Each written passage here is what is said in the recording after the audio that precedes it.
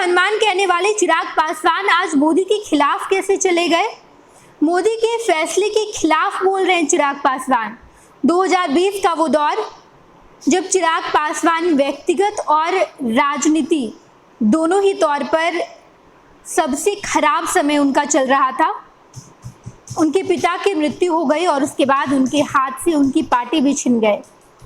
चिराग पासवान बिल्कुल अकेले हो गए थे। उस वक्त चिराग पासवान ने अपने आप को मोदी का हनुमान बताया और आज जब चिराग पासवान के पास सब कुछ है, चिराग पासवान केंद्र में मंत्री हैं, चिराग के 5 सांसद संसद पहुंच गए हैं और अब चिराग पासवान मोदी के खिलाफ बात कर रहे हैं। आखिर ऐसा क्या हो गया एनडीए में कि चिराग केंद्र सरकार के हर फैसले के खिलाफ है। केंद्र सरकार में मंत्री हैं चिराग पासवान, लेकिन इसके बावजूद मोदी के एक भी फैसले को स्वीकार नहीं कर रहे। चाहे वो वक्फ बोर्ड की बात हो, वक्फ बोर्ड बिल पर भी चिराग पासवान उसके खिलाफ नजर आए। चाहे वो SC/ST में वर्गीकरण करने का फैसला सुप्रीम कोर्ट का हो, उस पर भी चिराग अपने बयानबाजी कर रहे हैं, प्रमुखता से अपने बयान को रख रहे हैं। या फिर सुप्रीम कोर्ट के इस फैसले के खिलाफ भारत बंद का आह्वान किया गया, इसका भी चिराग पासवान ने समर्थन किया। ना केवल ये बल्कि लेटरल एंट्री पर भी चिराग पासवान इसके खिलाफ रहे। जबकि चिराग पासवान के पास मात्र 5 सांसद है, लेकिन 12 सांसद वाले नीतीश कुमार की पार्टी JDU के तमाम सांसदों ने केंद्र का समर्थन किया।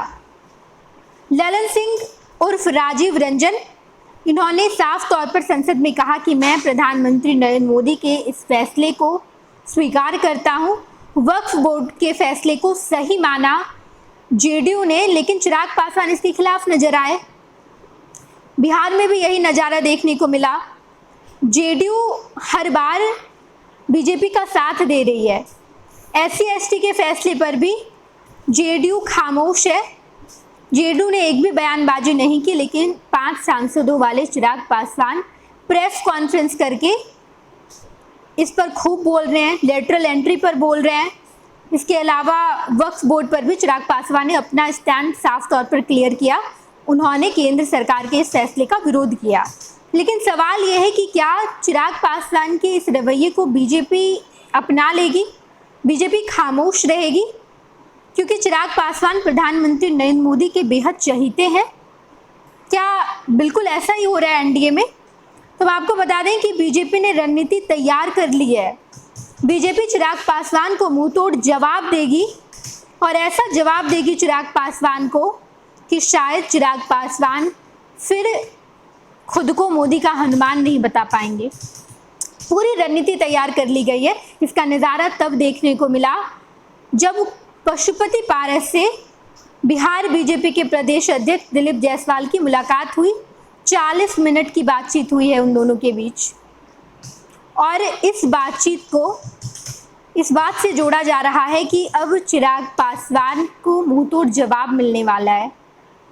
चिराग पासवान को बीजेपी ये बता देगी कि बीजेपी के साथ रहकर, एनडीए में रहकर, केंद्रीय मंत्री रहकर अगर चिराग पासवान बीजेपी के खिलाफ बात करेंगे, प्रधानमंत्री नरेंद्र मोदी के खिलाफ जाएंगे, तो इसका खामियाजा क्या होगा।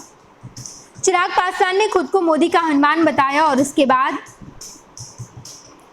प्रधानमंत्री नरेंद्र मोदी ने इसका उपहार भी चिराग पासवान को दिया।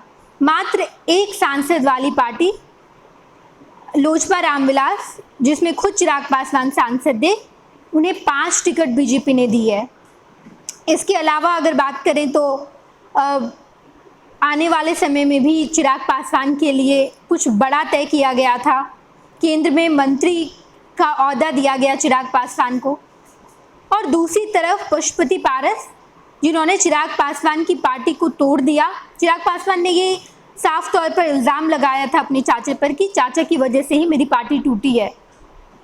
और पशुपति पारस का हाल लोकसभा चुनाव में देखा गया। बीजेपी ने पशुपति पारस को इतना अलग कर दिया कि पशुपति पारस का राजनीति में कोई भाव ही नहीं रह गया। 2 कौड़ी का भाव नहीं रहा। पशुपति पारस कभी इधर कभी उधर करते रहे। महागठबंधन से भी बातचीत करने की कोशिश की, वहाँ भी बात नहीं बनी। बीजेपी ने तो इनकार ही कर दिया, हटा ही दिया बीजेपी ने। और चिराग पासवान हाल ही में एक बयान दिए थे जहां पर उन्होंने कहा था कि पशुपति पारस की पार्टी यानी कि राष्ट्रीय लोजपा एनडीए की हिस्सा ही नहीं है, वो एनडीए में शामिल नहीं है। लेकिन इस बात को साफ तौर पर खारिज कर दिया है बीजेपी ने। बीजेपी के बिहार प्रदेश अध्यक्ष दिलीप जायसवाल ने पशुपति पारस से मुलाकात की और ये साफ मैसेज दिया कि पशुपति पारस अभी भी बीजेपी के साथ है, एनडीए के सदस्य हैं और आने वाले चुनाव में बड़ा फायदा भी मिलेगा उन्हें। लेकिन चिराग पासवान, आखिर क्या हो गया है चिराग पासवान को? जेडीयू ने भी चिराग पासवान को अपना लिया, बल्कि 2020 में चिराग पासवान ने जो जेडीयू को डैमेज किया था उसके बाद ऐसा लग नहीं रहा था कि नीतीश कुमार चिराग को अपनाएंगे। लेकिन जेडीयू शांत रही, नीतीश कुमार ने चिराग पासवान को आशीर्वाद भी दिया।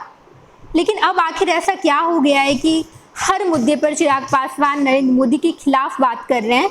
और अब हाल ये है कि बीजेपी ने भी रणनीति तैयार कर ली है। देखना दिलचस्प होगा, 1 साल बाद विधानसभा चुनाव है और चिराग को विधानसभा चुनाव के पहले क्या खामियाजा भुगतना पड़ेगा, ये हम आपको एक एक खबरों से रूबरू कराएंगे। बिहार की सियासत की हर एक खबर आप तक पहुंचे, इसके लिए आप चैनल को सब्सक्राइब कर लीजिए, बेल आइकन को दबाइए ताकि सारी इन्फॉर्मेशन सबसे पहले आप तक पहुंचे। धन्यवाद।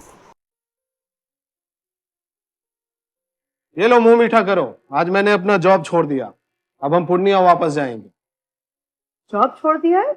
मतलब ये घर कैसे चलेगा? हम करेंगे क्या और माँ बाबूजी क्या बोलेंगे? इसलिए मैं एक और मिठाई का डब्बा लाया, अपने बिजनेस के लिए लोन अप्रूव हो गया। अरे लोन अप्रूव हो गया वो तो ठीक है, लेकिन पूर्णिया में हम रहेंगे कहाँ? अपना घर भी तो नहीं है वहाँ। इसलिए तो एक और मिठाई का डब्बा अलग से लाया हूँ।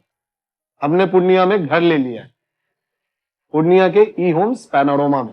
पूर्णिया में पैनोरमा ग्रुप लेकर आए हैं ई होम्स पैनोरमा, बड़ा घर, आलीशान जिंदगी और अत्याधुनिक सुविधाओं के संग। अरे अरे, अब क्यों मुंह मीठा करवा रही हो? क्योंकि हम घर वापसी जो कर रहे हैं। घर वापसी की खुशी पूर्णिया में ई होम्स पैनोरमा के संग। ई homes panorama, luxurious lifestyle redefined.